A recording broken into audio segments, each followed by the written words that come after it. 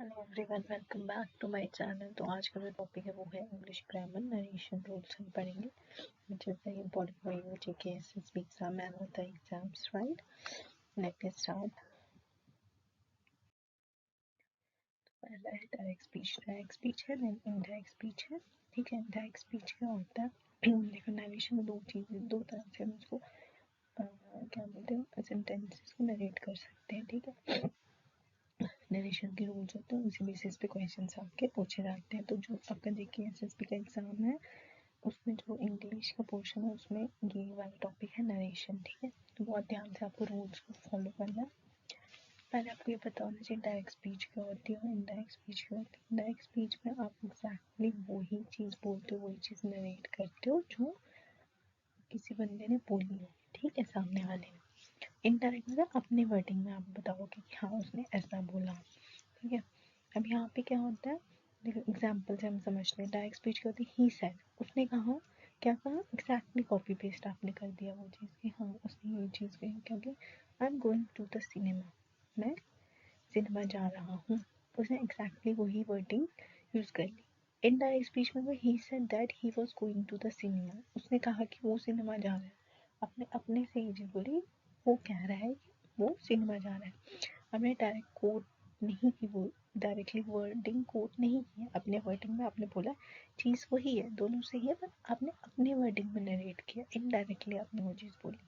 ठीक है, तो डायरेक्ट स्पीच, इनडायरेक्ट स्पीच ये होती है। ठीक है, तो यहीं पे हमने नरेशन को क्या करना है कि डायरेक्ट स्पीच को इनडायरेक्ट स्पीच में कैसे कन्वर्ट करते हैं, उनके रूल्स जो है हमको यहाँ पे पढ़ने हैं। देखो,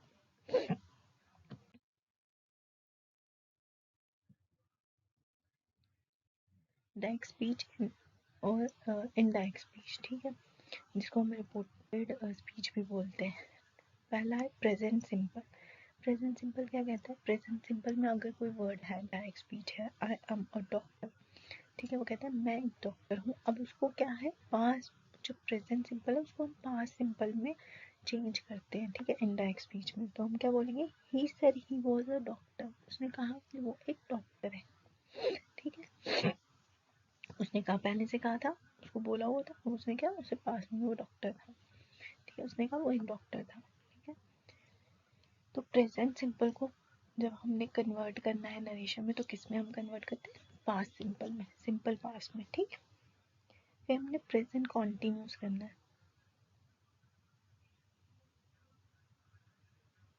प्रेजेंट कॉन्टिन्यूस को हम चेंज करते हैं पास्ट कॉन्टिन्यूस में। ठीक है, प्रेजेंट कॉन्टिन्यूस को किस में चेंज करते हैं? पास्ट कॉन्टिन्यूस में। ठीक है, प्रेजेंट सिंपल प्रेजेंट को हम सिंपल पास्ट में चेंज करते हैं और प्रेजेंट कॉन्टिन्यूस को हम पास्ट कॉन्टिन्यूस में करते हैं। प्रेजेंट परफेक्ट सिंपल को हम पास्ट परफेक्ट सिंपल में करते हैं। ठीक है, जैसे अब है present continuous, I am having dinner with my sister. ठीक है, अब इसको हम कैसे पास्ट कॉन्टिन्यूस में चेंज करें, तो कैसे लिखेंगे, ही said he was having dinner with his sister. ठीक है, वाज हैविंग। ठीक है, पास्ट कॉन्टिन्यूस में आ गया। ये आपको पता होना चाहिए, टेंसेस आपको पता होने चाहिए कि टेंसेस के पास्ट में कौन सा टेंस, मतलब पास्ट में क्या लगता है, प्रेजेंट में क्या लगता है। If you know the tenses you can easily grab this narration। तो प्रेजेंट कॉन्टिन्यूस को हम पास्ट कॉन्टिन्यूस में कैसे चेंज करते हैं? I am having dinner with my sister, तो he said he was having dinner with his sister. ठीक है, देन प्रेजेंट परफेक्ट सिंपल को हम पास्ट परफेक्ट सिंपल में कैसे करते हैं? प्रेजेंट परफेक्ट सिंपल को पास्ट परफेक्ट सिंपल में करना हो तो I have been to Finland 2 times। ठीक है, अब यह प्रेजेंट परफेक्ट सिंपल में हैव बीन लगा है तो उसको पास्ट परफेक्ट सिंपल में चेंज करें। He said that he had been to Finland 2 times।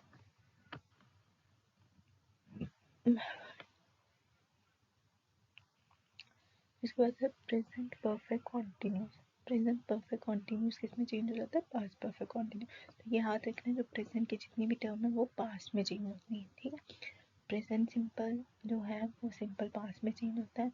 Present continuous जो है वो पास्ट कॉन्टिन्यूस में होता है। प्रेजेंट परफेक्ट सिंपल जो है पास्ट परफेक्ट सिंपल में होता है। Present perfect continuous past perfect continuous में होता है। और पास्ट सिंपल जो होगा, अभी आगे प्रेजेंट की बात है, अब पास्ट की बात है। पास्ट सिंपल पास्ट किस में चेंज होगा? वो होगा पास्ट परफेक्ट में। ठीक है, वो भी पास्ट में होता है लेकिन एक स्टेप आगे। पास्ट सिंपल होगा, पास्ट परफेक्ट में होगा। I want a new TV, he said that he had bought a new TV. ठीक है, the past continuous, and it was raining earlier, said it had been raining earlier. अब कुछ words होते हैं जो आप मतलब कैसे चेंज करोगे। विल को आप वुड में चेंज करोगे, ठीक है। कैन को आप कुड में चेंज करोगे, मस्ट को आप हैड टू में चेंज करोगे, शैल को आप शुड में चेंज करोगे, मे को माइट में चेंज करोगे, ऑट टू में कोई चेंज नहीं होगा, शुड में कोई चेंज नहीं होगा। अगर आपको शुड दिया गया है कोई चेंज नहीं होगा, वुड दिया गया उसमें कोई चेंज नहीं होगा, कुड दिया गया है तो उसमें भी कोई चेंज नहीं आएगा, एज इट इज वो कहलाएगा, ठीक है। फिर कुड आ गया, no change, might no change, ठीक है। विल का वुड में चेंज होगा, देखिए I will come and see you soon, ठीक है। He said he would come and see me soon. Right? I can swim underwater for 2 minutes.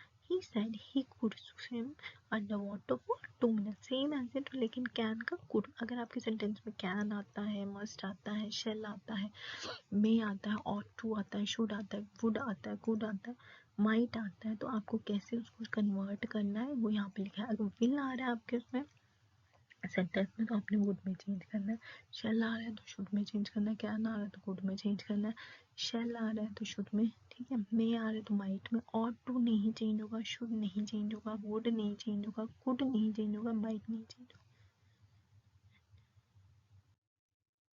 ठीक है। अब ऐसे ही है जैसे नाउ है, नाउ को देन में चेंज करना है, टुडे को दैट डे में, मतलब पास्ट में चेंज करना है कोई भी। अगर हेयर है तो देयर हो जाएगा, this that, this week that week, ठीक है। Tomorrow, the following day, next day, जो भी आप लिखते हो, ठीक है। तो ये कुछ वर्ड्स हैं जो आप कैसे चेंज करने हैं आपने उसको इनडायरेक्ट में, वो आपको यहाँ पे क्या है एक बार ग्राफ करना पड़ेगा ये सारा, ठीक है।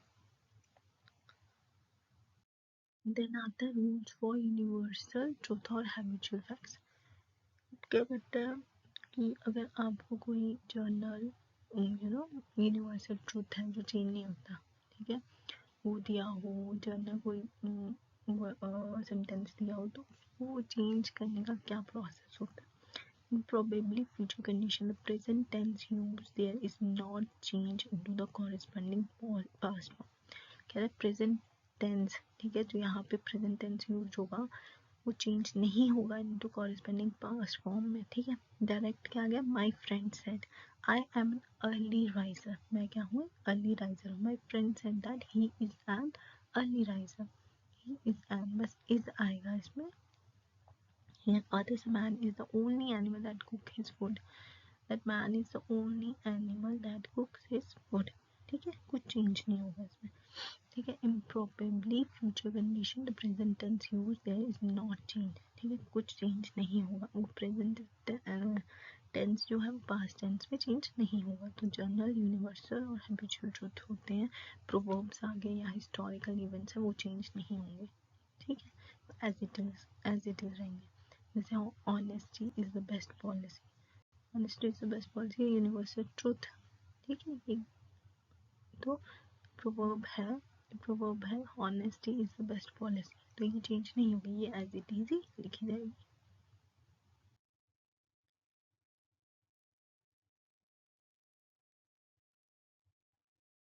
ठीक है।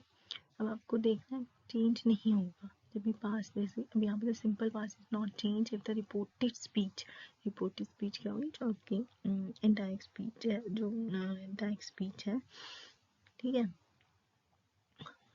The simple past is not changed if the reported speech states a past historical event or fact। अगर पास्ट में कोई चीज़ बताया जा रही है तो वो चेंज नहीं होगी, ठीक है। The teacher and Babar said Babar died in 1530, then the teacher said that Babar died in 1530, ठीक है, एज इट इज ही लग रही है, हिस्टोरिकल इवेंट है तो वो चेंज नहीं होगा। और पास्ट टेंस है after, would, like, would rather etcetera do not change, ठीक है।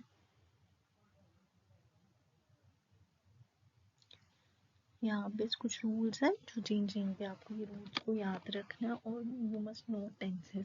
अगर आपको टेंसेस नहीं आते हैं तो you have to comment me कि आपको टेंसेस नहीं आते, तो मैं टेंसेस में पूरा वीडियो बनाऊंगी आपके लिए, पूरा लेक्चर होगा उस पर, ठीक है। तो अगर आपको टेंसेस आते हैं, you easily able to learn these narration rules, ठीक है। तो आपको ये रूल्स जो हैं वो याद करने पड़ेंगे, और याद करने का एक ही तरीका है, यू हैव टू प्रैक्टिस, ठीक है। जितना आप प्रैक्टिस करेंगे उतना आपको ये रूल्स अपने आप मतलब लैब हो जाएंगे, ठीक है। तो रेक्टिफिकेशन करने की ज़रूरत नहीं है, काम करने की ज़रूरत नहीं है, जितना आप प्रैक्टिस करेंगे उतना आपको रूल्स जो हैं वो याद हो जाएगी, ठीक है। हम इसमें एक प्रैक्टिस सेट भी करेंगे कंटिन्यू, लेकिन अगर आपको टेंसेस पे कोई वीडियो चाहिए तो मैं प्रोवाइड करूँगी, तो आपको कमेंट सेक्शन में भी को लिखना पड़ेगा कि आपको किस पे मतलब you want a video on which topic, ठीक है।